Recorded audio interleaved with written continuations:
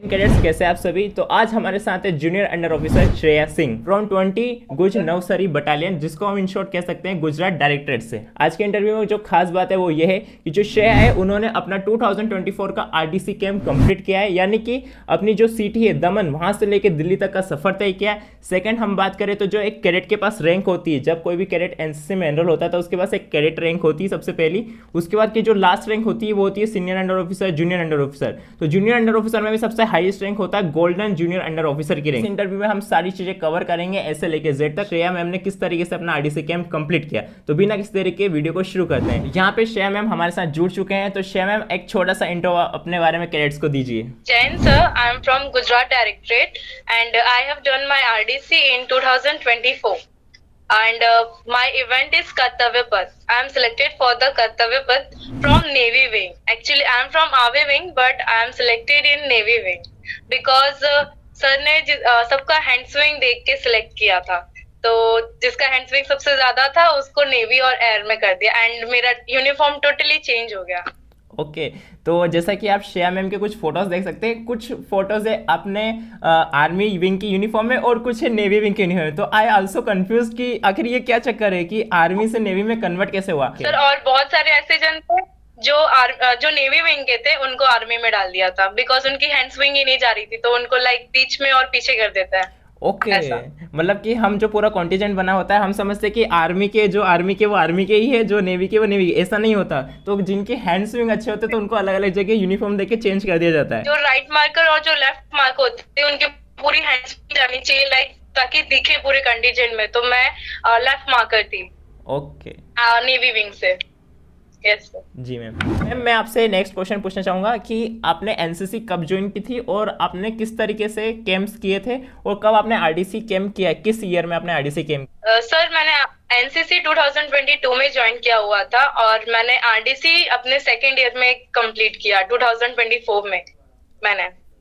तो उस हिसाब से मेरी जो आरडीसी की जर्नी थी वो बहुत ही लाइक डिफिकल्ट था, इजी तो नहीं कह सकते। बहुत सारे सिलेक्शन देने पड़े, 15 कैंप्स के सिलेक्शन दिए थे मैंने, तब जाके सिलेक्ट हुई। और लाइक मेरे कुछ ऐसे सीनियर्स भी थे जिन्होंने कहा कि तू नहीं कर पाएगी, सिलेक्ट नहीं हो पाएगी, रहने दे। तो लाइक मैं बोली नहीं, करके तो दिखाऊंगी मैं, मेरे अंदर डेडिकेशन था तो इसके लिए कर लिया। मेरी ड्रिल अच्छी थी और मेरा घुटना उतना नहीं अच्छा था बट हैंड स्विंग जो मेरी थी वो बहुत ज्यादा अच्छी थी, तो इसकी वजह से मुझे बेनिफिट मिल गया हैंड स्विंग की वजह से। ओके मैम, काफ़ी सारे कैड्स का डाउट होता है कि उन्होंने आरडीसी कैंप शुरू करना है। जैसे कि आप सेकेंड ईयर में थे, तो आरडीसी के सिलेक्शन किस मंथ में स्टार्ट हो गए थे आपके यहाँ पे? सर मैंने मई में कैंप किया हुआ था 2023 में, सीएटीसी कैंप। तो उसमें ड्रिल कंपटीशन की जाती है, तो उसमें गर्ल्स में से सबसे अच्छा ड्रिल मेरा था और एक और था मेरे ही कॉलेज का, हमारा दमन गवर्नमेंट कॉलेज से। तो कैडेट बेस्ट ड्रिल के लिए सिलेक्ट हुए थे। देन उसके बाद फिर सर ने बटालियन लेवल पे कंपटीशन रखा, तो बटालियन लेवल पे भी 4 लोग सिलेक्ट हुए थे, तो ड्रिल देख के उन्होंने सिलेक्ट किया। देन उसके बाद कैंप आया। मैम जो बटालियन पे डीएसटी होता है वो किस प्रकार से होता है, किस प्रकार से ड्रिल टेस्ट लिया जाता है, इसके अलावा किन बातों का हमें ध्यान रखना होता है और क्या मिस्टेक नहीं करनी होती, ये आप प्लीज कैडेट्स के साथ शेयर कर दीजिए। Yes sir.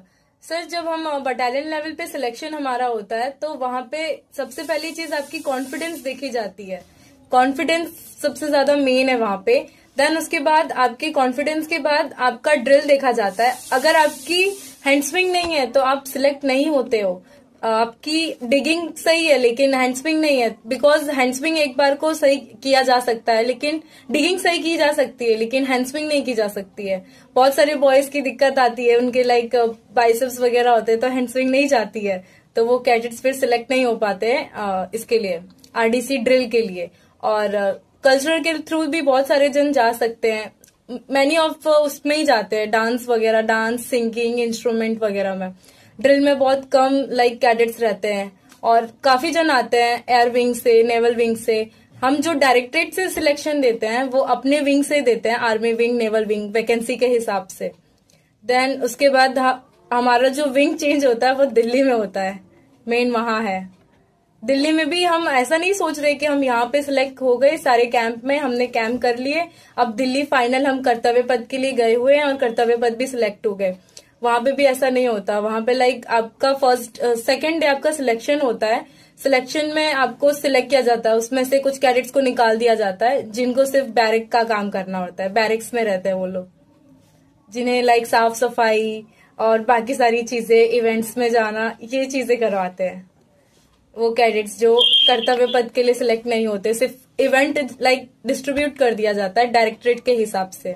आपका ड्रिल टेस्ट बटालियन लेवल पे सिलेक्शन हो गया, उसके बाद हमारे स्टार्ट होते हैं inter battalion competition, inter group competition. तो वो सारे कंपटीशन मतलब किस प्रकार से होते हैं, क्योंकि तब तक हमारा कंफर्म नहीं होता कि हम किस इवेंट के लिए सिलेक्ट हुए हैं। तो वो फाइनल की इंटर बटालियन में होता है कि इंटर ग्रुप में होता है? सर वो आप लोगों का जो सिलेक्शन होगा, हम लोगों का लाइक हम लोग का आईबीसी में सिलेक्ट हो जाते हैं कि आप ड्रिल के लिए सिलेक्ट हो। तो ड्रिल में पीएम रिली होता है और एक कर्तव्य पद होता है। तो हम जब देते हैं ग्रुप लेवल का जब देते हैं तो हमारा लाइक हमको बताया जाता है कि आप कर्तव्य पद के लिए सिलेक्ट हो और आप पीएम रैली के सिलेक्ट हो और आप डांस के लिए सिलेक्ट हो और आप बेस्ट कैडेट के लिए सिलेक्ट हो। ऐसे डिवीजन कर दिया जाता है। तो लाइक जो हम लोग कर्तव्य पद के थे, हमारा सारा कंटीजेंट जो था गर्ल्स कैडेट का था। तो उस हिसाब से कुछ 45 या 35 कैडेट्स को लिया गया था गुजरात गर्ल्स डायरेक्टरेट से, और उसमें से लाइक सिर्फ 22 गर्ल्स कैडेट सिलेक्ट हुई थी फॉर द कर्तव्य पद फाइनल तक जाने के लिए दिल्ली में। और दिल्ली में भी बहुत अच्छी बात ये थी कि जब गर्ल्स कंटीजेंट का था तो total 21 cadets girls SW select हुई थी दिल्ली में कर्तव्य पद के लिए। तो ये गुजरात डायरेक्टरेट के लिए बहुत अच्छी बात थी, अचीवमेंट्स था ये हमारा कि सारी की सारी एक बार में सिलेक्ट हो गई। पिछली बार जब 2023 में हुआ था तो उस वक्त टोटल 12 कैडेट सिलेक्ट हुई थी एसडब्ल्यू में और गई थी टोटल 29। तो ये सैटिस्फाइड था। और जब 2024 में गए तो सारे कैडेट्स बहुत ज्यादा हैप्पी थे कि एक साथ में सिलेक्ट हो गए। तो सर जो आईजीसी का सिलेक्शन होता है ना, वो हमारा 2 बार हुआ था। होता एक ही बार है, बट लाइक कुछ ग्रुप्स ऐसी होती हैं जो बोलती है हमारे साथ पार्शियलिटी हुआ है कि इन्होंने अपने ग्रुप को फर्स्ट प्रायोरिटी दिया है। तो उस हिसाब से हम लोगों का एक सूरत के आगे पड़ता है ग्रुप बटालियन जो हम लोगों का किया गया था आईजीसी सिलेक्शन। देन उसके बाद राजपीपला में सिलेक्ट होने के बाद हमें अहमदाबाद में सिलेक्शन लेना पड़ा। फिर से हमारा 2 हो गया था, आईजीसी 1 एंड आईजीसी 2। उसके बाद सर हमने एसएनआईसी का कैंप भी किया हुआ था जिसमें स्टैच्यू ऑफ यूनिटी के पास परेड होती है 31 अक्टूबर को। तो उसके लिए भी सिलेक्शन हुआ था, उसमें भी बहुत सारे जन सिलेक्ट हुए थे। मैं मिसलेनियस में थी, लाइक मैं उसमें नहीं थी बट मैं एक पार्ट थी एसएनआईसी का। तो मैंने वो कैंप भी एंजॉय किया काफी, जिसमें लाइक डांस परेड सारी चीजें सेम आरडीसी जैसी होती है। मोदी जी आते हैं, परेड देखते हैं, सारी चीजें होती है। और अपने लेफ्टिनेंट जनरल गुरबीर पाल सर भी आते हैं वहां पे। तो ये बहुत अच्छा मोमेंट होता है कि अगर कोई कैडेट जिसका ड्रीम है कि मैं आरडीसी सिलेक्ट हो ही जाऊं तो वो एसएनआईसी के थ्रू जा सकता है, स्पेशल इंटीग्रेशन कैंप जिसे हम कहते हैं। तो वो उसका कंफर्म होता है सर, जो एसएनआईसी कर लेता है ना उसका कंफर्म है कि ये कैडेट सिलेक्ट ही होगा आरडीसी में, बोनस पॉइंट है उसका। ओके, यानी कि अभी तक सिर्फ 4-5 तरह की कैडेट्स को पता, लाइक ड्रिल के थ्रू, कल्चर के थ्रू, गार्ड के थ्रू और जो फ्लैग एरिया बेस्ट कैडेट के ये सब कंपटीशन होते हैं। इसके अलावा नेशनल इंटीग्रेशन कैंप होता है, उसके थ्रू भी आरडीसी कैंप के लिए सिलेक्ट हो सकते हैं। ओके, तो ये काफ़ी यूनिक आपने बताया, काफ़ी अच्छा लगा मुझे। कैड्स को काफ़ी हेल्प होगा क्योंकि काफ़ी सारे कैड एसएनआईसी करते ही हैं पर उनको पता नहीं होता कि इसके आगे का रोड मैप क्या आरडीसी जाने के लिए। मैम अब शुरू करते हैं अपन दिल्ली की जर्नी, यानी कि जब आप दिल्ली पहुंच जाते हैं तो उसमें मतलब अपने डे 1, डे 2, डे 3 यानी कि 26 जनवरी को मेन इवेंट होता है। उसके पहले वाकई दिन क्या होता है और मतलब क्या चीज़ें होती है, वो सारी चीज़ें कैड्स के साथ शेयर कीजिए। पहले दिन 26 के पहले तो आपको ऐसा रगड़ा देंगे कि आप 26 को परेड करने लायक ही नहीं रहेंगे। पूरा हमें लाइक एकदम टायर्ड फील होते थे। तो हमें लाइक 2 बजे उठना पड़ता था, पूरी सेरेमोनियल पहन के रेडी होके बाहर 3 बजे खड़े रहना था बाहर। फिर बस आएगी, हमें लेके जाएगी और लाइक 3:45 पे ड्रिल स्टार्ट हो जानी चाहिए। तो पूरा हम राजभवन से पूरा लेके इंडिया गेट तक ड्रिल, वो भी 5 राउंड्स कंप्लीट करने रहते थे। वहां से लेके फिर वहां वापस, फिर यहाँ से लेके फिर वहां वापस, फिर हम लोग का कंप्लीट हो जाता था। देन उसके बाद हमारे लिए सबसे इंटरेस्टिंग ये चीज थी कि चलो परेड कर लेंगे, देन उसके बाद छोले भटूरे खाने को मिलेंगे। तो एक चीज हमारा बेनिफिट था। तो ये चीज हम हंसते हंसते कर लेते थे सर। लाइक हम लोग को पता चल गया था कि हाँ हमारा ये लाइक हम बोल सकते कि रिस्पॉन्सिबिलिटी है हमारे नेशन के लिए। तो हम अच्छे से करते थे। लाइक किसी को ऐसा फील नहीं होता था कि हाँ अब थक चुके हैं, हम नहीं करेंगे, खत्म, अब तो नहीं हो पाएगा आगे। ये चीज थी। और एक और चीज थी सर, जो सिक लीव लेता है ना उसको डायरेक्ट निकाल देते हैं। लाइक आपका 2 से ज्यादा सिक लीव नहीं होना चाहिए।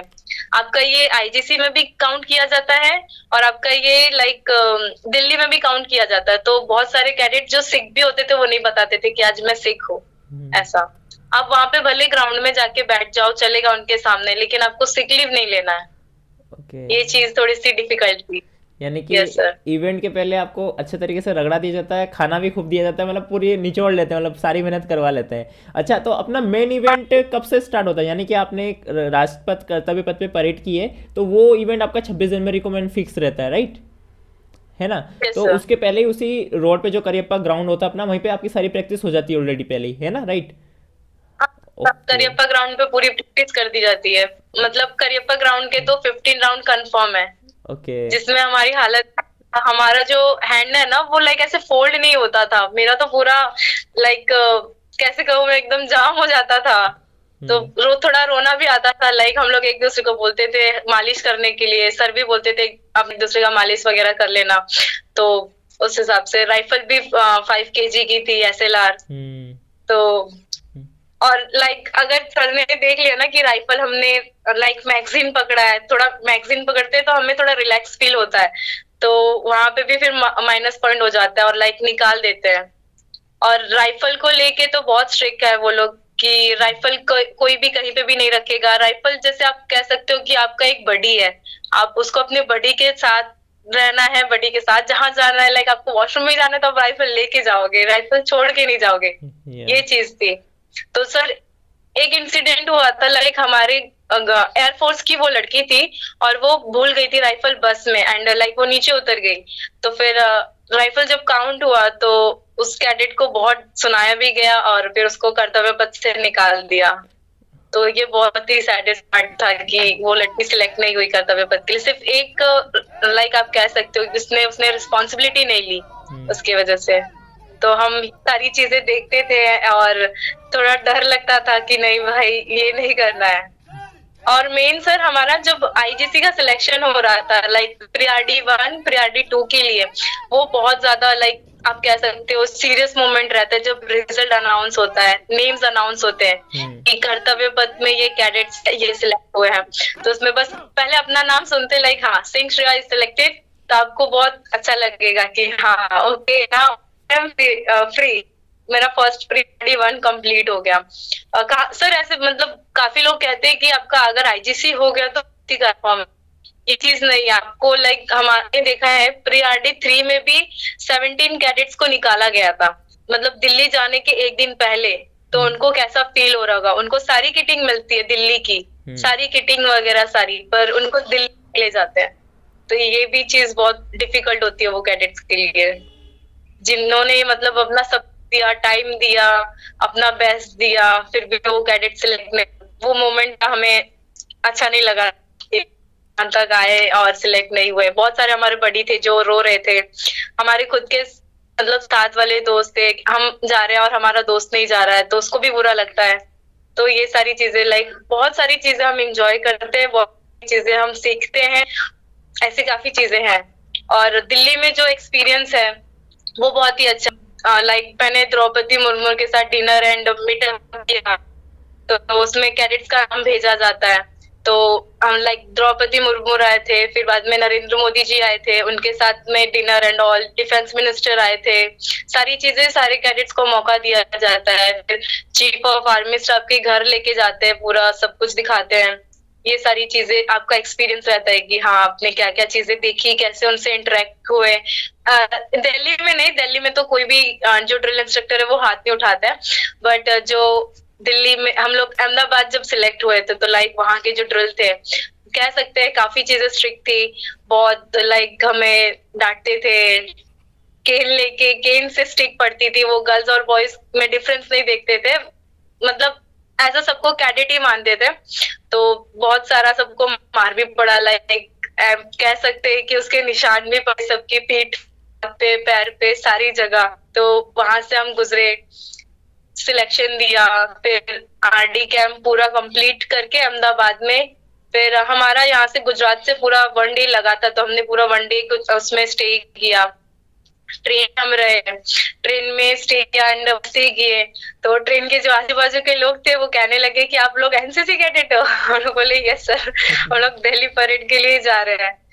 तो बोलते ओके ओके, कॉन्ग्रेचुलेशन सबको। उसमें से जो गर्ल्स थी, गर्ल्स की जो सकते वो इस बार ज्यादा थी हमारे 2024 में, और बॉयज की कम थी, बॉयज की गार्ड ऑफ ऑनर में थी। और सिलेक्शन देने के लिए सबसे ज्यादा जरूरी है हाइट। हाइट भी बहुत ज्यादा मैटर करती है आरडीसी में। yes. अगर हाइट नहीं है, हाइट अगर आपकी ड्रिल अच्छी है लेकिन हाइट नहीं है तो भी नहीं सिलेक्ट करते हैं। बहुत सारे ऐसे कैडेट्स थे जिनकी हाइट नहीं थी लेकिन ड्रिल एकदम तगड़ा था। तो गर्ल्स और बॉयज के लिए एक्यूरेट हाइट बता सकते हैं क्या है, मतलब एक मिनिमम मेजरमेंट? गर्ल्स की मतलब 160 के अप होनी चाहिए हाइट, और बॉयज की 165 के अप होनी चाहिए। ओके, ये हाइट रहती है। और फिर उसके बाद जब सिलेक्शन दे दिया जाता है, लाइक मेरा तो सिलेक्शन वाईपी में भी हुआ था, फिर फायरिंग में भी हुई थी, ये सारी चीज। तो मुझे लाइक कैंप बटालियन से 4-5 चीजों के लिए फोन आता था कि आप फायरिंग का आपका कैंप आया है तो आप ये अटेंड कर सकते हो। तो फिर मुझे वहां पे बोलना पड़ता था नहीं, मैं ये कैंप अटेंड नहीं कर सकती। फिर SNIC में भी हुआ था, डांस पे सिलेक्ट हुआ था, मैंने डांस का भी दिया गया था मेरा वीडियो। तो उसमें भी मैं फिर बोली कि नहीं, ड्रिल ही करना है, ड्रिल ही करूंगी। उनको मेरी सिंगिंग भी अच्छी लगी, उनको मेरा डांस भी अच्छा लगा, एंड उन्होंने मेरा स्पीच भी लिया था। तो ये सब चीज देख के उन्होंने कि Shreya you are so talented, तो आपको वाईपी करना चाहिए। तो मैंने बोला ओके मैम, तो मैंने उस वक्त ओके बोल दिया। देन उसके बाद जब मुझे पता चला कि वाईपी आपके 2 इयर्स जाते हैं, मतलब 2nd ईयर भी और 3rd ईयर भी, फिर मैंने बोल दिया कि नहीं, इतना टाइम तो नहीं दे सकती, 2nd ईयर में ही करके कंप्लीट करना है मुझे, ऐसा। देन और एक और चीज, मैंने 2nd ईयर में इसलिए कंप्लीट किया कि C सर्टिफिकेट में मेरा अल्फा लाइक आज 50 बोनस मिल जाएगा। लेकिन जब मेरे टाइम में आया तो ये चीज हो गया कि आपने जिस ईयर में किया उसी ईयर में आपका मार्क्स काउंट हो जाएगा। ये सारी चीजें हो गई। और जो सर बेस्ट कैडेट का सिलेक्शन होता है वो लाइक आपका एकदम सीरियस लेवल का होता है, SSB इंटरव्यू की तरह ही होता है सेम। आप लोगों का ड्रिल देखा जाएगा, आपका कमांडिंग देखा जाएगा, आपका इंटरव्यू हर दिन चलता है आपका इंटरव्यू, और हर दिन आपका 50 मार्क्स का टेस्ट चलता है, जनरल नॉलेज एंड सारी चीजें का। तो इसमें जो कैडेट्स बेस्ट कैडेट्स में अगर सिलेक्ट होते हैं तो उनके लिए बहुत अच्छी चीज है कि वो SSB बहुत अच्छे से क्लियर कर सकते हैं, ये सारी चीज। फिर मैंने आरडीसी लाइक में कर रही थी, तो मेरे साथ में मेरी एक फ्रेंड थी मानवी अरोरा, वो 6 गुजरात बटालियन सूरत की। तो हम लोग लाइक बहुत अच्छे दोस्त बन गए, और इस बीच में वो वाईपी में भी जाके आई। अभी उसका रशिया में लगा था वाईपी यूथ एक्सचेंज प्रोग्राम, अभी जस्ट नवंबर में वो जाके आई है। तो उसके लिए भी वो लाइक रोज रोती थी कि श्रेया मैं नहीं सिलेक्ट होंगी। देन मैं उसको मोटिवेट करती थी कि नहीं, तू अपना 100% दे, हो जाएगा, सिलेक्शन हो जाएगा। वो भी मुझे मोटिवेट करती थी। तो ऐसे एक दूसरे को मोटिवेट करके दोनों साथ में सिलेक्ट हुए हर एक चीज के लिए। तो उसका सिलेक्शन होता था तो मैं खुश होती थी, मेरा सिलेक्शन होता था तो वो खुश होती थी, ये सारी चीज। फिर जैसे हम गुजरात डायरेक्टरेट जा रही है तो उसमें सीनियर बना दिया जाता है। तो हमारे में एक रिया मैम करके थी, उनको सीनियर बनाया था। तो उन्होंने 2nd ईयर में सेम यही चीज जो मैंने आपको बताई कि प्रियॉरिटी 3 में निकाल दिया जाता है दिल्ली के एक दिन जाने से पहले। तो 2nd ईयर में उनको निकाल दिया गया था, थोड़ी सी कुछ शायद हेल्थ इशू थी उन्होंने बताया था।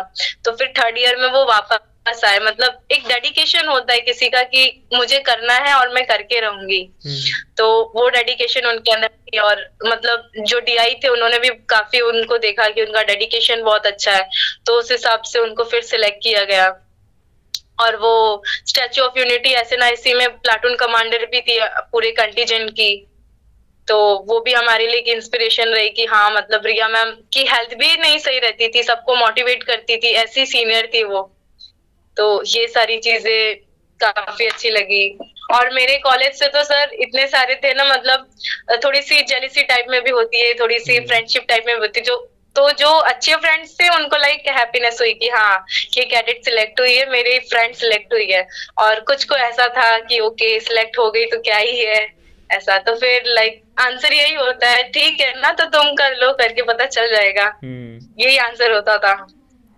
एक ने फिर चैलेंज दिया था कि 2025 में तो मैं जाके रहूंगा दिल्ली। तो मैं बोले ओके जाके दिखाना। तो फिर वही सिलेक्शन नहीं हो पाया इस बार। तो जैसे सर सब बोलते हैं कि आरडीसी करने के बाद आपके अंदर थोड़ा सा ईगो आ जाता है, थोड़ा सा एटीट्यूड आ जाता है। तो वो चीजें है, नॉर्मल है, आपके अंदर एटीट्यूड एंड ईगो आ ही जाएगा क्योंकि आपने वो सारी चीजें एक्सपीरियंस की हुई है, आपने वो सारी चीजें देखी है। बहुत सारे ऐसे लोगों से आप मिले हैं जिनसे आपने एक्सपीरियंस लिया। आपने सिलेक्शन उतने मुश्किलों से दिया है कि कोई बता भी नहीं सकता है कि सिलेक्शन कैसे दिया है। लाइक मुझे थोड़ा सा हेडेक का था, मेरा हेडेक बहुत जल्दी पकड़ता है रात तक, तो फिर मैं बीमार रहती थी। तो फिर उस लेवल पे मैंने सिलेक्शन दिया अपना। मेरी जो दोस्त थी वो पूछती थी श्रेया आर यू नॉर्मल और नॉट? मैं बोली यस आई एम नॉर्मल, मैं कर सकती हूँ, कर लूंगी। तो मैं कभी सर को पता नहीं लगती थी कि हाँ मैं बीमार हूँ। ऐसा बीमार रहती थी लेकिन बताती नहीं थी कि मैं बीमार हूँ। जब मैं देखती थी ना कि कैडेट्स का जो सिक लीव है वो काउंट किया जा रहा है और उनको निकाला जा रहा है, तो मैं बताती थी सर आई एम फाइन, मैं कर लूंगी। तो एक दिन लाइक तबीयत खराब हो गई तो फिर मैंने सिक लीव ली थी। तो फिर सर ने बोला कि सर मुझे हीरो करके नाम से बुलाते, जो हमारे डीआई है, श्रेया हीरो कैसा है ऐसा। तो मैंने बोला कि सर ठीक है कर लूंगी, हो जाएगा।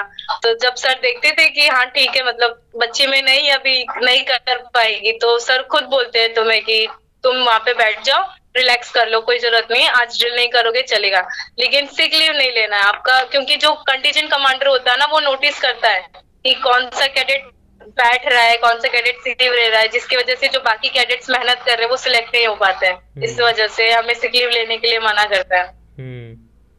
ये सारी चीजें। जो दिल्ली की जर्नी थी 28 डेज की, वो तो बहुत ही अच्छी थी। खाने की चीजें एकदम तगड़ी दी जाती थी। लाइक आपको अगर 2 बजे भी जाना रहता था करता उस पे इंडिया गेट के लिए या करी के लिए, तो लाइक जो वेजिटेरियन है उसके लिए तो सारी चीजें प्रोवाइड होती थी, लेकिन जो नॉन वेजिटेरियन है ना उसके लिए बहुत बेनिफिट है। लाइक आपको चिकन अंडा सारी चीजें प्रोवाइड करते थे। मैं तो एगिटेरियन हूँ, तो मैं 2 बजे भी खाती थी, फिर हम लोग जब आते थे तब भी खाती थी, फिर दोपहर को भी खाती थी। लाइक मैं पतली सी गई थी तो दिल्ली से आई थी तो मोटी हो के आई थी। तो मम्मी लाइक ओके अच्छा हुआ है आरडीसी जाके, कुछ तो फायदा हुआ है। कैडेट्स की डिमांड होती है ना कि ये डिश मिलनी चाहिए, तो सारी चीजें प्रोवाइड करते हैं। जो जहाँ का है वहाँ का खाना भी प्रोवाइड किया जाता है उनको, ये सारी चीज। लेकिन हाँ सर एक और चीज, जैसे आप अकेले जा रहे हो और आप खाना लेके खा लोगे, ये चीज नहीं होती है उसमें। लाइक आपकी पूरी जो बड़ी है मतलब टोटल 30 की स्ट्रेंथ है, तो आपको 30 कहीं से भी कहीं ढूंढ के लाना है, एक भी गायब नहीं होना चाहिए, नहीं तो उसको एंट्री नहीं मिलेगी। पूरे 30 के 30 भूखे रहेंगे खाने के लिए। Thank you so much Shreya ma'am, आपने अपना जो भी एक्सपीरियंस है सभी कैडेट्स के साथ शेयर किया। तो मैम नेक्स्ट मैं ये जानना चाहूँगा कि अगर कोई कैडेट है, अगर वो सेकेंड ईयर में आरडीसी को नहीं कर पाता, तो वो एक मतलब शुरुआत से अगर कोई कैडेट आरडीसी गेम करना चाहता है तो उसको किन बातों का ध्यान रखे और कब से अपनी प्रैक्टिस स्टार्ट कर देनी चाहिए? लाइक मेरी बटालियन में कुछ कैडेट ऐसे होते हैं जो गर्मी की जो छुट्टियाँ होती है ना उसमें बटालियन जाकर राइफल ड्रिल से प्रैक्टिस करते ताकि उनका आरडीसी में सिलेक्शन हो पाए। और वहीं कुछ कैडेट होते हैं जिनको कुछ पता ही नहीं होता, आरडीसी का कोई नॉलेज नहीं होता, इवन 3rd ईयर भी कर लेते हैं, सी सर्टिफिकेट भी मिल जाता है, उसके बाद भी कैडेट्स को बिल्कुल भी नॉलेज नहीं होता, एनसीसी की पूरी डीप इन्फॉर्मेशन होती ही नहीं है, इस वजह से वो कैंप नहीं कर पाते। तो वो एक कहीं ना कहीं लेक ऑफ नॉलेज होता है, तो उसको कैसे अपन कंप्लीट कर सकते हैं? लाइक आपने जो प्रोसेस शेयर किया वो काफ़ी बढ़िया लगा। तो फिर भी एक शुरुआत से कोई कैडेट जिसको कुछ भी नॉलेज नहीं है आरडीसी का, तो वो कैसे जा सकता है? एक स्टेप बाय स्टेप आप अपना पूरा एक्सपीरियंस शेयर कर दीजिए। Thank you so much ma'am. या सर जैसे हमारे सीनियर्स हमें परेड सिखाते हैं, नॉर्मल परेड, कदम ताल तेज चल, ऊंचा स्टैंपिंग, ऊंचा स्काउंटिंग, सिर्फ एक ही चीज नहीं देखी जाती। अगर आप ड्रिल में सिलेक्ट भी हो जाते हो तो आपका जो आईबीसी में आपका सिलेक्शन होता है ना, वहां पे पहले आपको रगड़ा दिया जाता है। 9 डेज आपको रगड़ा दिया जाता है कि आप स्टेबल रह रहे हो कि नहीं। लाइक आपका 9 डेज आपने अच्छे से किया, ऊंचा स्टैंपिंग आपके पाँव उठ रहे कि नहीं, आपकी हैंड स्विंग जा रही है कि नहीं, आप अपना कॉन्फिडेंस आपने लूज नहीं किया। उसके बाद 10 डेज में 5 कमांडर्स आते हैं और ऑफिसर्स आते हैं जिनकी रैंक होती है। तो वो आपका सिलेक्शन लेते हैं और डीआई फिर सजेस्ट करते हैं कि सर 9 दिन इसने अच्छा परफॉर्मेंस दिया था लेकिन इसने अच्छा नहीं दिया था। तो अगर उस वक्त आपका ड्रिल अच्छा भी होगा तो आप सिलेक्ट नहीं होंगे, क्योंकि वो जो डीआई होते हैं ना वो नोटिस करते हैं कि इसने 9 दिन मकड़ा मारा और आज अपना बेस्ट दे रहा है, इसके वजह से। तो ये चीज होता है सर कि किसी के सामने बस एक दिन अपना बेस्ट नहीं देना, हमें पूरा 9 दिन बेस्ट देना है और 10 डेज हमें और भी अच्छा बेस्ट देना है, क्योंकि वो डीआई जो है वो सारी चीजें नोटिस करेगी आपके कि आपने कैसा परफॉर्मेंस 9 डेज में दिया और कैसा परफॉर्मेंस लास्ट जिस दिन आपका सिलेक्शन था उस दिन दिया। तो मेन हमारे लिए डीआई भी मेन रखते हैं, डीआई सबसे ज्यादा मेन है सर, क्योंकि वो आपको ऑब्जर्व करते हैं सारी चीजें, इसके लिए। Yes sir. और अगर सेकेंड ईयर में जिस कैडेट का सिलेक्शन नहीं हुआ है तो वो थर्ड ईयर के सेकेंड ईयर में उसने अपना सिलेक्शन अगर नहीं दिया है तो थर्ड ईयर में वो अपना लाइक स्टार्टिंग से कर सकता है। हम लोग का जुलाई के बाद से कॉलेज वगैरह चालू हो जाता है, तो जुलाई के पहले से वो अपना हैंड स्विंग एंड बाकी चीजें रेडी कर सकता है। हम लोगों को जिसकी हैंड स्विंग नहीं जाती थी ना सर, उसको लाइक ईटा दिया जाता है, वो ईट से ब्रिक से पूरा 150, 200, 250 ऐसे रस्सी लगा देते थे और वहां तक हाथ जाना ही चाहिए। ऐसा हमें रात में 9 बजे के बाद खाना खाने के बाद हमारी एक्सरसाइज कंप्लीट होती थी कैंप में। तो वो कैडेट्स अपना घर पे कर सकते हैं अपने सिलेक्शन देने के लिए। और कॉलेज को अगर मेंटेन करना है तो वो तो नहीं हो पाता है, क्योंकि हम लोग एप्लीकेशन लिख के दे देते हैं कि सर 10 डेज के लिए I am not here and I am living for the camp. के बाद हमारी ये चीजें हो गई कि हमने सेकेंड ईयर में कैसे फिर मैनेज करें, फिर थर्ड ईयर में कैसे मैनेज करें। तो अगर जिस कैडेट का सेकेंड ईयर में सिलेक्शन नहीं होता है तो थर्ड ईयर में उसके एग्जाम्स छूटेंगे, सैम 5 के भी छूटेंगे और सैम 6 के भी जो इंटरनल मार्क्स होते हैं वो छूटते हैं। तो उन्हें फिर अपने पूरे एग्जाम साथ में देने पड़ते हैं। एंड लाइक हमारी जो यूनिवर्सिटी रहती है वो यूनिवर्सिटी में जाके एक दिन 2 पेपर देना होता है। तो मैंने सेकेंड ईयर में किया, तो मेरा सेकेंड ईयर में first Sam 1, Sam 2, Sam 3, Sam 4 चारों एग्जाम छूटे थे और चारों एग्जाम मैंने साथ में दिए हैं। यस सर, जिसमें मेरी केटी लग गई थी और उसकी वजह से फिर मैंने सारे एग्जाम साथ में देके, हम लोग का 2 रूल्स था, या तो यूनिवर्सिटी जाके देना है या फिर केटी में पेपर देना है। तो यहाँ से यूनिवर्सिटी बहुत दूर है हमारा, वीर नर्मद गुजरात यूनिवर्सिटी, बहुत काफी उसका डिस्टेंस है। तो फिर एक दिन में 2 पेपर आना जाना नहीं हो पाता, तो फिर मैंने फिर केटी में उसको कवर किया। तो कैडेट्स जिसके अंदर डेडिकेशन है कि हाँ I want to do RDC and एक बेस्ट कैडेट जो कहला सकते हैं, तो वो ये चीज कर सकते हैं कि कैसे चीजों को मैनेज करना है। आप चीजों को मैनेज करना सीख जाते हैं आरडीसी में। Right ma'am. Yes sir. Then उसके बाद सर सबसे मेन जो है मेरा जो सिलेक्शन हुआ था वो हैंड स्विंग के जरिए हुआ। उसके बाद लाइक मुझे सारे ड्रिल इंस्ट्रक्टर से एक ही चीज मिली कि श्रेया तेरी हैंड स्विंग सही है, थोड़ा सा पैर पे ध्यान दे ले। तो फिर उसके बाद मैंने पैर पे भी ध्यान दिया। मैं सर आपको एक वीडियो शेयर करूंगी, उसमें फिर मेरी पैर भी एकदम परफेक्ट हो गई आफ्टर रगड़ा। बोलते ना रगड़ा के बाद इंसान परफेक्ट हो जाता है। तो वो चीज होने के बाद मतलब हर एक चीज आरडीसी आपको एकदम परफेक्शन सिखा देती है कि चीजों को कैसे परफेक्शन के साथ करना है।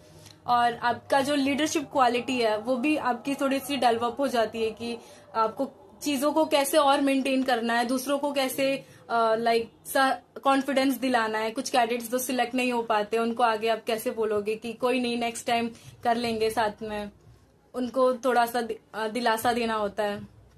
ये सारी चीजें हमारी कैंप में होती है। फिर उसके बाद और जो जर्नी होती लाइक जब हम जाते यहाँ से घर से, तो घर वाले भी हमें काफी मिस कर रहे होते हैं।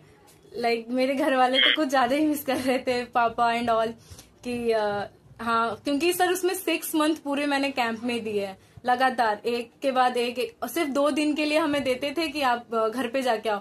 अहमदाबाद से फिर यहाँ पे आने में मेरा 1 दिन पूरा चला जाता था। तो फिर पापा बोलते थे जहाँ पे वहीं पे रहे, कोई बात नहीं बाद में आ जाना कंप्लीट करके। फिर और इतना ही नहीं सर, कंप्लीट होने के बाद भी आपका अगर आरडीसी कंप्लीट हो गया आपको 28 को या 29 को रिटर्न कर देता है वापस, कि आप अभी जा सकते हो दिल्ली से। तो फिर उसके बाद भी हमारा रेस्ट कैंप जिसे बोलते हैं और डी किटिंग कैंप बोलते हैं, तो उसमें भी हमारे सर ने हमें नहीं छोड़ा था। बोले तुम इधर भात खाने आए हो उनका लाइक डायलॉग था हमारे डीआई का। तो फिर उन्होंने बोला तुम्हें क्या लगता है तुम्हें मैं ऐसे ही छोड़ दूंगा? नहीं, तुम मुझे याद करोगे तो उन्होंने फिर लास्ट डे भी नहीं छोड़ा, लास्ट डे का भी रगड़ा है मेरे पास, वीडियो में आपको शेयर करूंगी। वो भी हम लाइक सर ने बोला कि ये भी उनकी भी लाइक रिटायरमेंट थी, तो उन्होंने भी हमारे साथ काफी मेमोरीज क्रिएट की, बहुत सारी अच्छी अच्छी मेमोरीज। तो डीआई के साथ हमारी अलग बॉन्डिंग हो गई कि डीआई हमारे इतने अच्छे हैं, ये सारी चीजें थी ड्यूरिंग माय आरडीसी। ओके तो ओके कैडेट्स, तो अब जल्दी से हम श्रेया मैम से छोटे छोटे कुछ क्वेश्चंस पूछेंगे, जिनका या तो मैम एक वर्ड में या फिर एक लाइन में आंसर देगी। काफ़ी सारे जितने भी कैड्स के डाउट है वो सारे मैंने लिख लिए, तो वन बाय वन हम शुरू करते हैं। मैम सबसे पहला डाउट ये है कैडेट्स का कि एनसीसी में जो आरडीसी कैंप होता है उसमें तीनों विंग्स के कैडेट जा सकते हैं? यस सर, जा सकते हैं। जा सकते हैं। नेक्स्ट क्वेश्चन है 2024 का जो आरडीसी कैंप आपने किया था उसमें ओवरऑल कितने कैडेट्स ने पार्टिसिपेट किया था? सर 2234 कैडेट्स थे। ओके, आरडीसी कैंप के लिए एसडी और एसडब्ल्यू की हाइट की क्या मतलब क्राइटेरिया होता है? सर एसडब्ल्यू की जो हाइट है वो 160 के अप होनी चाहिए, और जो एसडी है उनकी 165 के अप होनी चाहिए हाइट। Okay ma'am. मैम जो आरडीसी का कंटीजेंट बनता है उसको मैम थोड़ा सा एक्सप्लेन कर दीजिए कि उसमें लेफ्ट कॉर्नर राइट कॉर्नर क्या होता है, जो भी आपको आइडिया है वो सारी चीज बता दीजिए। सर आरडीसी में जो लेफ्ट कॉर्नर है, लेफ्ट की जो लास्ट लाइन है उसमें एयरफोर्स रहती है, देन एयरफोर्स के बाद नेवी विंग होती है, देन नेवी विंग के बाद जो पूरी कंटीजेंट बनती है वो पूरी आर्मी की रहती है, और उसके बाद प्लाटून कमांडर रहते हैं, 3 प्लाटून कमांडर, एक राइट मिडल और इसमें रहेगा, तो एयर आर्मी और नेवी ऐसे खड़े रहेंगे, और पूरी प्लाटून की जो 3 आगे खड़े हैं और पूरी प्लाटून जो पीछे है, और उसके आगे में जो एक है फिर वो पूरी लीडर रहेगी, वो पूरी प्लाटून कमांडर रहेगी, और वो एकदम मिडल में आगे खड़ी रहती है 3 के आगे में, और पीछे पूरी कंटीजेंट को वो फिर कमांड देती है। और कमांड सिर्फ एक वो नहीं देती है, सबको लगता है कि प्लाटून कमांडर ही सिर्फ कमांड देता है, लेकिन कभी भी ऐसा नहीं होता है। वो सिर्फ परेड बोलेगी ना तो पीछे से हम पूरे लाइक रेडी हो जाएंगे और बोलेंगे कंटीजेंट दाहिने देख, फिर सब दाहिने देखते हैं, ये चीज होती है। Thank you so much ma'am. Next question ये है कि जो आरडीसी कैंप होता है उसमें कर्तव्य पथ क्या होता है आखिर? सर कर्तव्य पथ जो अपने लाइफ में उनका क्या कर्तव्य है, लाइक ड्यूटीज जिसे कह सकते हैं, तो हम जैसे हम एक कैडेट्स है तो हमारी सारी ड्यूटीज है कि एनसीसी में हमें अपनी लाइक रूटीन कैसे फॉलो करना है, ये सारी ड्यूटीज को हम वहाँ पे शो करते हैं कि यस हमने अपना पूरा कर्तव्य आरडीसी में निभाया है, इस तरीके से हमने अपना रूटीन फॉलो किया और आज हम आपके सामने यहाँ पे हैं, तो उसे बोलते कर्तव्य पथ कि हमने अपनी ड्यूटीज के साथ, सारी रिस्पॉन्सिबिलिटी के साथ आज हम यहाँ पे आपको अपने आप को शो कर रहे हैं। आई थिंक इसका पहले नाम राजपथ था, है ना? अब कर्तव्य पथ हो गया है। अब कर्तव्य पथ हो गया कि अपने कर्तव्य करके फिर हम वहां पहुंचे हैं। क्वेश्चन ये है कि आरडीसी कैंप में जो ये कंटीजेंट बनता है इसमें और जो पीएम रैली होता है उसमें क्या डिफरेंस होता है? सर पीएम रैली ना जो कल्चरल के थ्रू आरडीसी जाता है वो पीएम रैली चलता है, और कुछ ऐसे बच्चे होते हैं जो लाइक कर्तव्य पथ में सिलेक्ट नहीं होते हैं या फिर कल्चरल में सिलेक्ट नहीं होते हैं, कुछ एक्स्ट्रा कैडेट्स जो होते हैं लाइक जो किसी में शायद सिलेक्ट ना हो पाए तो वो पीएम रैली अपनी अलग चलाते हैं, और उसमें भी लाइक हाइट क्राइटेरिया थोड़ी सी रहती है, ज्यादा उसमें हाइट क्राइटेरिया देखते ही नहीं है, उसमें लाइक जो डांस भी करता है जिसको ड्रिल नहीं आती है वो भी पीएम रैली चल सकता है, तो वो उसके लिए बेनिफिट रहता है। डायरेक्टरेट जो रहती है ना वो सबको ही करवा देती है, मतलब किसी को भी ऐसे अकेले नहीं रखती है, सबको कंटीजेंट में चला देती है पीएम रैली में। तो कोई भी कर सकता है पीएम रैली। पीएम रैली में टोटल कितने कैडेट्स होते हैं? सर पीएम रैली में जो कंटीजेंट हमारी 150 की बनती है वही रहते हैं, लाइक जो अपने डायरेक्टरेट को शो करते हैं, Gujarat directorate, MP directorate and all. Okay, मतलब कि आरडीसी कैंप में लगभग 2000 से ज़्यादा कैडेट्स अगर एनरोल होते हैं तो 150 कॉन्टीजेंट में रहेंगे जो राजपथ पे परेड करेंगे, बाकी 150 के समथिंग जो अपनी पीएम रैली में रहेंगे, और बाकी के कैडेट्स का मैम किस इवेंट में पार्टिसिपेशन रहता है वो आप बताइए। बाकी सर किसी को पायलटिंग में दे दिया जाता है, किसी को टेबल ड्रिल में दे दिया जाता है, कुछ कैडेट्स फ्लैग एरिया में भी रहते हैं तो फ्लैग एरिया में चले जाते हैं, और कुछ ऐसे हैं जो बेस्ट कैडेट्स में है तो वो बेस्ट कैडेट्स के रोल में चले जाते हैं। ये सारी चीजें मतलब सारी चीजों का अलग अलग डिविजन हो जाता है कि आप 5 कैडेट्स यहाँ पे मौजूद होगा अगर, और एक्स्ट्रा रिजर्व में भी रखा जाता है, बाई चांस किसी को इंजरी हो गई तो वो उसके बदले में आ जाएगा। इस तरीके से हमारे में रखा गया था रिजर्व कैडेट, 2 जन को रखा गया था, गुजरात डायरेक्टरेट से ही थे, और दोनों को बहुत लाइक थोड़ा सा अजीब लगा कि कर्तव्य पथ नहीं चलने दिया था उनको, सिर्फ वहां पे जाके फिर वापस आ गए। तो वहां हमें भी बुरा लगा कि हाँ हमारे गुजरात डायरेक्टरेट से 2 एसडब्ल्यू ने कर्तव्य पथ को ऐसा बोल दिया था, you are selected for the Kartavya Path but as a reserve. Okay ये चीजें हुई थी।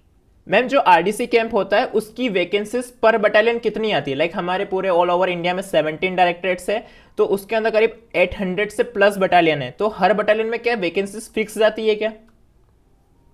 नहीं सर, बटालियन वाइज तो होता ही नहीं है वैकेंसी। लाइक अगर आपके बटालियन में 10 के 10 कैडेट्स एकदम बेस्ट है तो वो 10 कैडेट सिलेक्ट होके ही रहेंगे।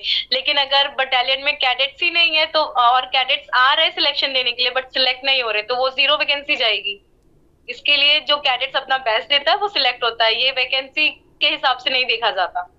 कैडेट्स, उनको सिर्फ अच्छे कैडेट्स देखना है, लाइक जिनकी ड्रिल मार्चिंग बेस्ट कैडेट है, ये सारी चीजें वो देखते हैं। बटालियन वाइज कभी भी वैकेंसी नहीं जाती सर। हमारे 20 बटालियन से हम 2 जन थे, 2 जन सिलेक्ट हुए थे। फिर एक हमारी 3 बटालियन थी वडोदरा, वडोदरा से तो टोटल 35 कैडेट सिलेक्ट हुए थे, 3BN जिसे कहते हैं हम। ओके तो यस सर, तो वैकेंसी कभी भी बटालियन वाइज नहीं जाती। अगर मेरे बटालियन से अगर 5 लोग भी अच्छे होते तो 5 लोग जाते साथ में, ये चीज था। ओके और जो लोग बोलते हैं कॉलेज वाइज भी शायद डिवीजन बढ़ता है कि कॉलेज में इतनी वैकेंसी होनी चाहिए, तो वो भी नहीं। हमारे में भी MSU यूनिवर्सिटी के थे और पारुल यूनिवर्सिटी के थे, तो उसमें से भी 18 कैडेट सिलेक्ट हुए थे। तो जो कैडेट्स अपना बेस्ट देगा वो कैडेट सिलेक्ट होगा। ये बहुत सारे लोगों की मैंने देखी है मेंटेलिटी कि श्रेया एक कॉलेज से या 2 कॉलेज से 3 जन को नहीं सिलेक्ट कर सकते हैं। मेरे जो जूनियर्स है वो भी बोलते हैं कि मैम हमारे कॉलेज में हम जैसे हम दोनों दोस्त है तो हम दोनों नहीं जाएंगे। तो मैंने बोला कौन बोला? मैं और मेरे सीनियर गए थे साथ में, जाके आए हम दोनों, और दोनों ने कर्तव्य पथ किया है। ये चीज फिर उनको एक्सप्लेन में कर सकते हो कि हाँ ऐसी ऐसी चीजें हुई है, ये चीजें मत करना तुम लोग। ऐसा सोच के मत जाना कि लाइक मेरा फ्रेंड जा रहा है और वो नहीं अगर सिलेक्ट हुआ, एक की वैकेंसी रखी है, ऐसा कुछ भी नहीं होता है। वैकेंसी कभी भी वैकेंसी के हिसाब से होता ही नहीं है। ओके ये आपने काफ़ी अच्छा बताया कि एक बटालियन से 0 कैडेट भी सिलेक्ट हो सकते हैं, और एक 3 बटालियन बताया आपने गुजरात की, जैसे 30 कैडेट्स आरडीसी गए थे 2024 में। और वाओ। यस सर, और हम पहले कैडेट्स है जो हमने 20 बटालियन से फर्स्ट कैडेट जो हम कर्तव्य पथ किया आरडीसी। यस यस, एक बार आप बताएंगे कि वो एक और कैडेट कौन है जिन्होंने आपके साथ आरडीसी कैंप किया था? Sir she is my senior in 3rd year and her rank is senior under officer पूर्वी मेहता। और थोड़ा सा लाइक मेरा रैंक सेरेमनी जब मैंने आरडीसी किया था, कर्तव्य पथ 26 रिपब्लिक डे कैंप नहीं किया था, उसमें 15 जैन को मेरा रैंक सेरेमनी हो गया था जूनियर अंडर ऑफिसर। तो थोड़ा सा सीनियर को like she was like shock कि ईशा तुझे रैंक कैसे मिल गया? इन दिल्ली? तो मैंने इन बोला दिल्ली? ओके, इन दिल्ली में आपका रैंक सेरेमनी होता है, मतलब जो क्या है वो दिल्ली में ही रैंक सेरेमनी के थ्रू दिया जाता है, राइट? कुछ इस तरीके से चीजें होती है। दिल्ली में ही हो जाता है आपका रैंक सेरेमनी। यस सर, तो she was like shock, Shreya तूने मेरे बिना रैंक सेरेमनी कर लिया और कैसे रैंक मिल गया? तो मैंने बोला कि मैम बटालियन में ही बोला गया था, तो फिर हो गया रैंक सेरेमनी कंप्लीट। राइट। तो सर वहां था। Yes sir. या मैम नेक्स्ट क्वेश्चन है, is RDC waste of time? Sir waste of time तो नहीं कह सकते, क्योंकि आरडीसी आपको बहुत सारी चीजें एक्सपीरियंस दिलाएगा, बहुत सारी लाइक आपको एक नॉर्मल कैडेट से आपको एक बेस्ट कैडेट बनाता है आरडीसी।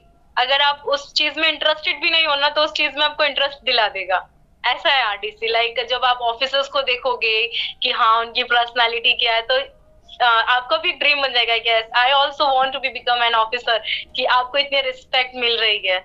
ये सारी चीजें होने अंदर से ही होने लगती है कि नहीं मुझे बनना है। right. ऐसा। Yes sir, and I will show, yes I will become an officer. ये चीजें होती है, अंदर से डेवलप हो जाती है आरडीसी के बाद। मेरे अंदर भी हुआ था, लाइक मेरे कभी भी ड्रीम नहीं था आर्मी ज्वाइन करने का या आर्मी ऑफिसर बनने का, बट जब मैंने आरडीसी किया एंड सारी चीजों को ऑब्जर्व किया, फिर मैं मेरे सर के पास गई, सर से पूछा कि सर मेरा आरडीसी का बेनिफिट क्या है, पहले मुझे आप ये बताइए। सर से पहला क्वेश्चन यही था मेरा, एडम ऑफिसर थे, तो उन्होंने कहा कि श्रेया तेरा आरडीसी हर जगह बेनिफिट होगा, जहां जहां तू जाएगी बेनिफिट होगा। लाइक इंटरव्यू के लिए जा रही है, अगर आर्मी ऑफिसर के लिए अप्लाई कर रही है, तो हर जगह तेरा देखा जाएगा कि she is a cadet and she is doing RDC, तो उसके अंदर ये सारी चीजें या ये सारी चीजें क्वालिटीज होंगी उसके अंदर, तो वो तेरा इंटरव्यू में बोनस मार्क्स मिल जाएगा। तो मैंने बोला ओके सर, नहीं तो मुझे ऐसा लग रहा था कि मेरे लिए वेस्ट ऑफ टाइम है तो वेस्ट ऑफ टाइम नहीं है सर। यस, तो मैम मैं कैडेट्स को आपका एक सबसे फर्स्ट ईयर का फोटो शो करूंगा। तो कैडेट्स आप देख सकते हैं ये श्रेया मैम है जब इन्होंने एनसीसी ज्वाइन की थी, आप ये वाला फोटो देख सकते हैं, और ये है जब इन्होंने आरडीसी कैंप कर लिया था। तो यानी कि आप टोटल देख सकते हैं कितना चेंज आ गया इनकी पूरी पर्सनैलिटी में, यूनिफॉर्म पहनने के तरीके में, इवन जो पर्सनैलिटी डेवलपमेंट हुई है, कम्युनिकेशन स्किल्स, जो पूरी ओवरऑल पर्सनैलिटी डेवलपमेंट होती है वो आप देख सकते हैं कितनी शानदार तरीके से हुई है। सेकंड चीज मैम ये कि जो आरडीसी, मतलब मेरा मानना नहीं है, आप सभी का मानना है, मतलब मैंने अभी जिन कैडेट्स का इंटरव्यू पहले भी लिया है उन्होंने मुझे ये बात बताई कि जो आरडीसी होता है ना वो एक कैंप नहीं है, वो एक जर्नी होती है जिसमें कैडेट मतलब एक ऐसी लाइफ जी लेता है जिसको वो मतलब कभी नहीं भूल सकता। और इवन वो उसको जितना ज्यादा रियलाइज करता है कि मैंने पास्ट में अपना एक जर्नी शेयर करता है किसी, तो उसको एक अलग ही फीलिंग आती है कि सेंस ऑफ अचीवमेंट फील होता है कि लाइफ में उसने कुछ बहुत बड़ा किया, राइट मैम। तो इट इज नॉट लाइक एक कैंप है आरडीसी कैंप, जो कैंप है वो तो 26 दिन का अपना जनवरी में होना, वो एक अलग चीज है, बट इसके पहले से जो अपने 8-10 कैंप लगते हैं वो पूरा एक जर्नी के अंदर आता है। तो RDC is a journey, right ma'am. Yes sir, उसमें हम लाइक काफी अलग अलग स्टेट्स के जो आते हैं कैडेट्स, उनको अपना दोस्त बनाते हैं, उनसे बातचीत करते हैं, उनके लैंग्वेज थोड़ी सीखने की कोशिश करते हैं, उनके लैंग्वेज में बात करने की, वो भी हमारे लैंग्वेज में बात करने की कोशिश करते हैं। और लाइक हम कुछ ऐसा फूड्स लेके जाते हैं, वो कुछ ऐसा फूड्स लेके आते हैं जो आपस में शेयर करते हैं, ये सारी चीजें होती है। तो मतलब बॉन्डिंग एक बन जाती है। मेरे काफी ऐसे दोस्त हैं जो लाइक जम्मू एंड कश्मीर की, सर 2024 में आपने देखा भी होगा, बहुत वायरल हुई है, उल्फत खान करके प्लाटून कमांडर। श्या मैम, तो आप आर्मी विंग से, तो जब आपने आरडीसी कैंप किया था तो उसमें आपकी कुछ फोटोज में मतलब आपने नेवी विंग की यूनिफॉर्म पहन रखी है, तो सिर्फ उस एक दिन के लिए आप नेवी विंग का एक्सपीरियंस लिया, मतलब उस यूनिफॉर्म को पहना था, देन अभी आप वापस आर्मी विंग में आ गए, राइट? यस सर, 25 को रिहर्सल हुआ था, उस दिन नेवी विंग की यूनिफॉर्म पहनी थी, देन 26 को फाइनल नेवी विंग के यूनिफॉर्म में किया। तो मैम इसका रीजन क्या है, मतलब ऐसा क्यों? सर उसका रीजन मेरी हैंड स्विंग अच्छी थी, इसकी वजह से सर ने लाइक कुछ कैडेट्स को निकाला और वो हैंड स्विंग देख रहे थे कि आपकी हैंड स्विंग कितनी अच्छी है, कैसे है। तो उन्होंने देखा कि हाँ ये कैडेट्स का हैंड स्विंग अच्छा है, तो और उनको कॉर्नर जो था, जो लाइन कॉर्नर पे रहती है, उनको पूरी हैंड स्विंग दिखानी है, क्योंकि इस साइड पब्लिक रहती है और इस साइड पब्लिक रहती है। तो बोले कि सारी पब्लिक का रिएक्शन तुम्हारे ऊपर, कॉन्सेंट्रेशन तुम्हारे ऊपर रहेगा। तो इसके लिए हमने फिर उस लाइन में कन्वर्ट कर दिया और नेवी विंग से आर्मी में कर। उन्होंने नेवी विंग की भी देखी थी और एयर विंग की भी देखी थी, तो नेवी विंग के कैडेट्स का हैंड स्विंग नहीं जा रहा था, तो उनको फिर आर्मी में डाल दिया। ये चीज हुआ, उनको फिर आर्मी की यूनिफॉर्म पहन के उनको उस दिन परेड करना पड़ा। ओके मैम, नेक्स्ट क्वेश्चन ये है कि मैम आरडीसी में जो एसडी कैडेट होते हैं, यानी कि जो बॉयज कैडेट होते हैं, और एसडब्ल्यू जो गर्ल्स कैडेट होती है, इन दोनों की स्ट्रेंथ बैलेंस होती है, बराबर होती है, या एसडीज की ज्यादा होती है या फिर एसडब्ल्यूज की ज्यादा होती है? सर पिछले बार तो सिर्फ गर्ल्स कंटीजेंट थी, तो एसडब्ल्यू की वैकेंसी ज्यादा थी और एसडी की कम थी। तो इस बार तो नॉर्मल है, बराबर की है, एसडी की भी बराबर है और एसडब्ल्यू की भी बराबर है, क्योंकि सारी चीजें इक्वली इस बार। पिछले बार हमारे टाइम में सिर्फ गर्ल्स थी, तो इसके लिए गर्ल्स की वैकेंसी ज्यादा थी और बॉयज की थोड़ी कम थी। मतलब कुछ गार्ड ऑफ ऑनर के लिए थे और कुछ पीएम रैली के लिए थे और कल्चरल के लिए थे। कर्तव्य पथ के लिए कोई एसडी सिलेक्ट ही नहीं था इसके लिए। और इस बार क्या एसडी भी सिलेक्ट हुआ है कर्तव्य पथ के लिए। बॉयज कंटीजेंट चली है इस बार 2025 में। यस या ओके मैम, नेक्स्ट क्वेश्चन ये है कि अगर किसी कैडेट का सपोज करो आरडीसी में ड्रिल के थ्रू सिलेक्शन नहीं हुआ, कल्चर के थ्रू सिलेक्शन नहीं हुआ, तो वो ऐसा कोई दूसरा तरीका है जिससे वो आरडीसी में सिलेक्शन दे सकता है?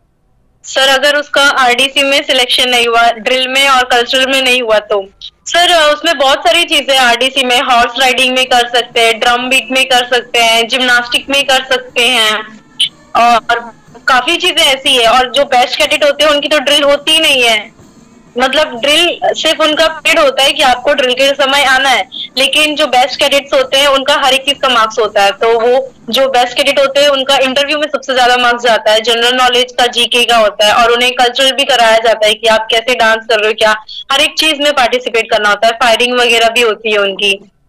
तो इस तरीके से वो इन सब चीजों में पार्टिसिपेट कर सकते हैं। अगर उनकी फायरिंग अच्छी तो उन्हें बेस्ट कैडेट में डाल दिया जाएगा। ये सारी चीजें होती है। ओके, मतलब कि अगर किसी कैडेट का राष्ट्र कर्तव्य पथ पे परेड करने को नहीं मिला या फिर कल्चर में डांस वगैरह करने को नहीं मिला, इसके अलावा भी जो अपनी flag area, line area competition होता है ना, ये जितने भी अलग अलग इवेंट्स बचे हुए थे उसमें कैडेट को कहीं ना कहीं फिट कर दिया जाता है, राइट मैम? इस तरीके से ना?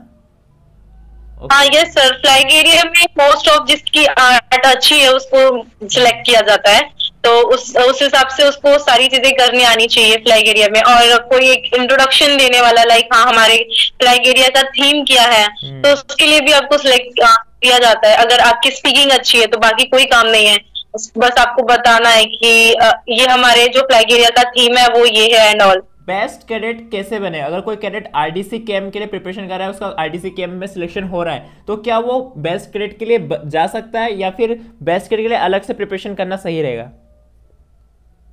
सर आपका बेस्ट कैडेट का सिलेक्शन भी आपके सीएटीसी में डिसाइड हो जाता है कि लाइक ये कैडेट है, लिस्ट पूरी बन के आती है, this cadet is for only for drill और this cadet is selected for the YP, for the drill and for the cultural also. तो मेरा तीनों में सिलेक्शन हुआ था। तो उस हिसाब से फिर कैडेट्स के ऊपर डिपेंड करता है कि तीनों में से उसे क्या चूज करना है, कि अगर आप ड्रिल में लेना चाहते हो तो आप ड्रिल में, या फिर आप बेस्ट कैडेट में लेना चाहते हो तो आप बेस्ट कैडेट। तो उस हिसाब से फिर मैंने ड्रिल को चूज किया। बेस्ट कैडेट में काफी समय जाता है आपका, काफी टाइम भी देना पड़ता है एनसीसी में, और लाइक जब बुलाए बटालियन पे इंटरव्यू वगैरह के लिए तो आपको जाना पड़ेगा, तो वो सारी चीजें मेरे से पॉसिबल नहीं हो पाएगा। मैं बोली मैं ड्रिल लूंगी, तो वो कैडेट्स को मैनेज करना होता है। और बेस्ट कैडेट अच्छा भी है, उनको काफी नॉलेज भी मिलता है कि इंटरव्यू वगैरह एंड कैसे आपकी कम्युनिकेशन स्किल डेवलप होगी, लीडरशिप भी कैसे आपकी डेवलप होगी, वो सारी चीजें। तो इस तरीके से वो कर सकते हैं। According to you RDC is more tough और बेस्ट कैडेट?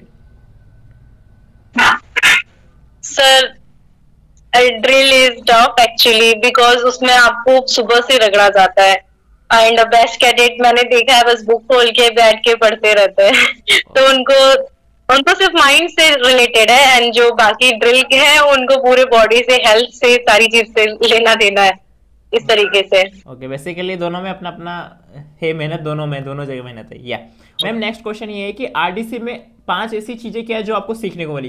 5 जिसको मैं काउंट करूंगा। Yes, number 1। सर नंबर 1 सबसे पहला मेरा सेल्फ कॉन्फिडेंस, जो मैंने लाइक कि सामने कैसे परफॉर्म करना है।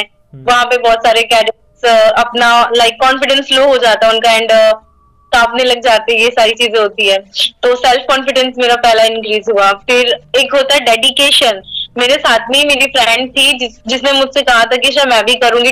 मैंने 2023 में नहीं सिलेक्ट हुई, पर 2024 में करूंगी। 2004 में भी नहीं हुई तो 2025 में इस बार उसके पास चांस था, बट कहते ना, तो डेडिकेशन ही नहीं था उसके अंदर। तो अगर डेडिकेशन नहीं आपके अंदर तो आप नहीं कर पाओगे आरडीसी, आपको अपना पूरा। और थर्ड चीज है हार्डवर्क। हार्डवर्क मतलब हमेशा आपको हार्डवर्क करते ही रहना है, सारी चीजों को कैसे मेंटेन करना है, कॉलेज जाना, वहां पे एनसीसी को टाइम देना, फिर पढ़ाई को टाइम देना, देन उसके बाद आपका अदर्स वर्क जो भी है वो सारी चीजें। फिर आपकी लीडरशिप क्वालिटी, फोर्थ आपका कैसे आप लीड कर रहे हो, एक लाइक आपकी कमांडिंग जो होती है ना, वो बताती है कि हाँ, मैं एक्चुअली कमांड की वजह से भी सिलेक्ट हो जाती थी। तो कमांड देखा जाता है कि हाँ कितना चिल्ला सकते हो, कि कैसे लीड करोगे, ये सारी चीजें। तो लीडरशिप क्वालिटी भी आपकी डेवलप होती है थ्रू आरडीसी।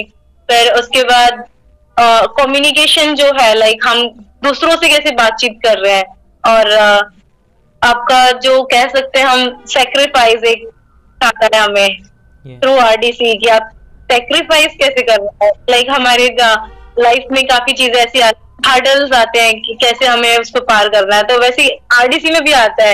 लाइक जब मेरा फर्स्ट आरडीसी था तो सर हमें देते हैं कि लाइक टच एंड बैक काम करके आना है, तो फिर उसमें मैं गिर गई थी एंड मेरा ये पूरा हाथ सूज गया था, एंड फिर मेरी हैंड स्विंग जा ही नहीं रही थी, तो मैं लाइक रो के बाहर निकल रही थी, एंड डीआई सर वापस अंदर डाल देते, करना है नहीं बाहर निकलना है।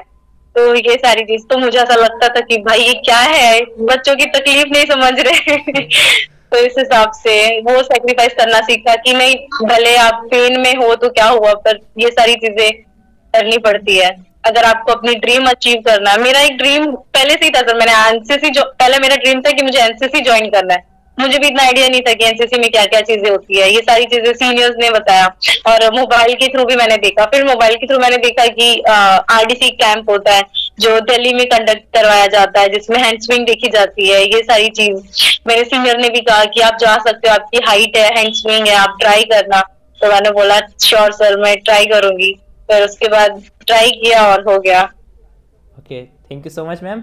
मैम नेक्स्ट क्वेश्चन है कि आरडीसी में हाईएस्ट अथॉरिटी, मतलब हाईएस्ट ऑफिसर रैंक अगर हम बोले तो कौन होता है वहाँ पे?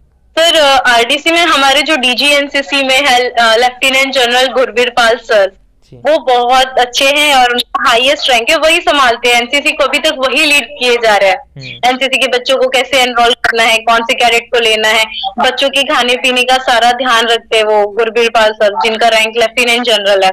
Yes ma'am. और बच्चों से इंटरेक्ट में मैंने आपको एक फोटो भी शेयर किया है, और वही सर सारे कैडेट को लीड करते हैं, जो भी नोटिस होती है एग्जाम रिलेटेड सारी चीजें वही करता है। वन बाय वन आप काउंट करवा सकते हैं आप किन किन ऑफिसर से मिले? आप जैसे बोलते जाएंगे अपन उसका फोटो लगाते जाएंगे। तो सबसे नंबर 1 आप किससे मिले?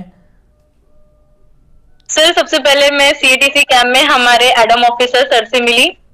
देन उसके बाद मेरे सर थे, उनकी पायलटिंग के लिए मैं सिलेक्ट हुई थी, तो पायलटिंग का चांस भी मुझे मिला था।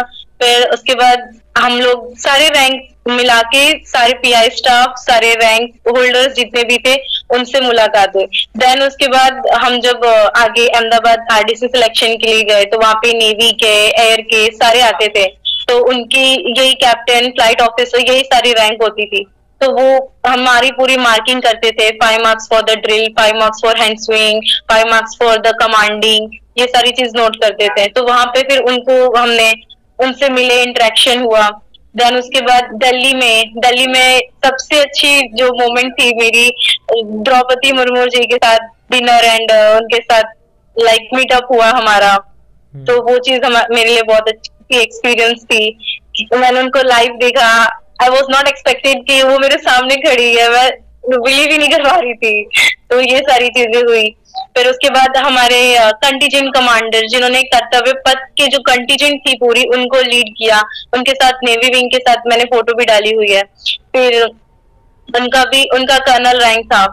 फिर उसके बाद मतलब सबसे हाईएस्ट रैंक जो है वो लेफ्टिनेंट जनरल गुरबीर पार्सल है। फिर उसके नीचे नीचे सारे हैं कर्नल, ये सारे।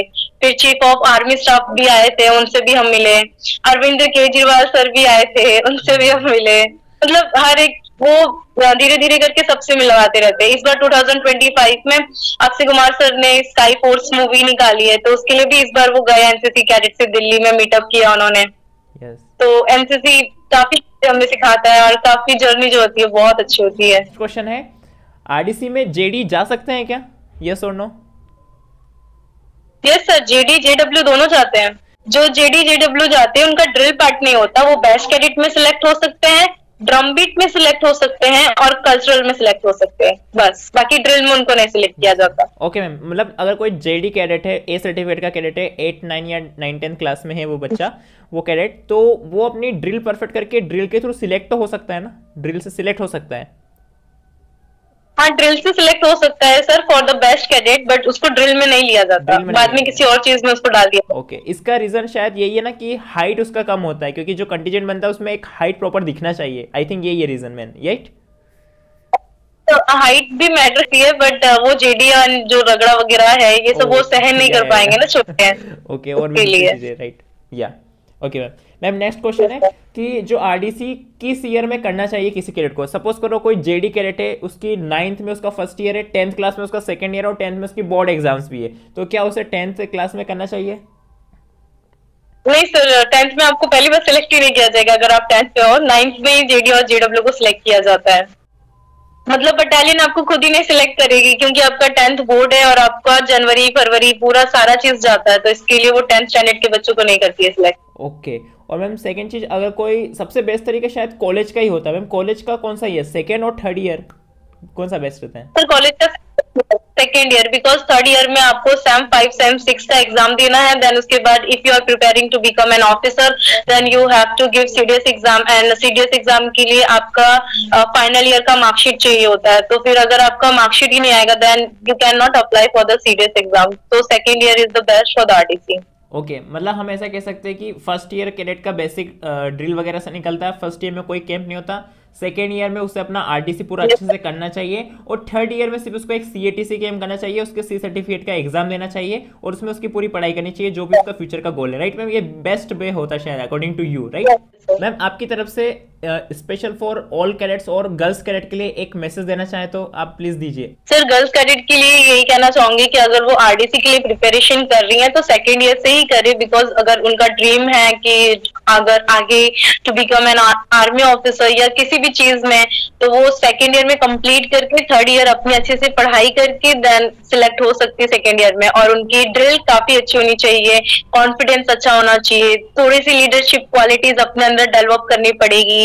लाइक आप किसी से कम्युनिकेशन का ट्राई करो, लाइक इंग्लिश में या हिंदी में किसी भी तरीके से, तो आपकी कम्युनिकेशन भी स्किल होगी। और कमांड अगर आपका अच्छा है तो आप पीएम मोदी के साथ खड़े रह सकते हो। आपका बहुत ज्यादा ये लाइक आप अपॉर्चुनिटी कह सकते हो कि आपको एनसीसी बहुत अच्छी अच्छी अपॉर्चुनिटी देती है एक लाइक। और सर इससे एक और चीज हमारी डेवलप होती है कि रिस्पेक्ट बहुत मिलता है आरडीसी वालों को। ये चीज मैंने देखी है, लाइक जैसे हम डिनर पे जाते हैं, हमारे जो दमन एडमिनिस्ट्रेटर के, तो उनके साथ डिनर होती है, सारे जो लोग आते हैं कहते हैं आपने आरडीसी किया है, तो वी फील प्राउड, यस हाँ आरडीसी किया है, कर्तव्य पथ किया है, ये सारी चीजें। Okay, thank you so much ma'am. मतलब बहुत ही शानदार इंटरेक्शन रहा आपके साथ, बहुत शानदार आपने सारी चीज़ शेयर की। मतलब कि इतनी चीज़ें कोई आरडीसी करा हुआ कैडेट मतलब इतने अच्छे से किसी को मतलब समझा दे, और क्या ही मतलब 100% दिख रहा है कि आरडीसी से आप में 100% इंप्रूवमेंट आया।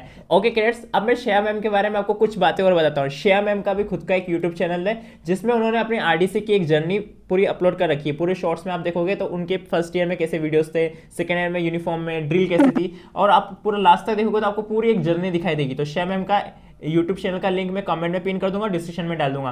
कोई भी डाउट होता है आरडीसी कैंप से रिलेटेड, आप बिल्कुल मैम के चैनल पे जाके विजिट करके उस वहाँ पे कमेंट सेक्शन में कमेंट कर सकते हैं। और कम्युनिटी पोस्ट मैम की जाके सारी देखना, श्रेया सिंह के नाम से मैम के चैनल का नाम है। अगर कोई डाउट होता है तो इस इंटरव्यू के कमेंट सेक्शन में आप कमेंट कर सकते हैं, श्रेया मैम सभी कमेंट्स का अच्छे से रिप्लाई देगी। कैडेट्स को कॉन्ग्रेचुलेशंस भी बोलूंगी जिन्होंने 2025 में आरडीसी सिलेक्ट होके उन्होंने कंप्लीट किया, और आने वाले कैडेट्स को मोटिवेट करना चाहूंगी कि वो ये वीडियोस देख के मोटिवेट हो मेरे पॉडकास्ट को देख के, एंड उनसे काफी सारी चीजें उनको सीखने को मिलेगी। So thank you so much cadets, जय हिंद।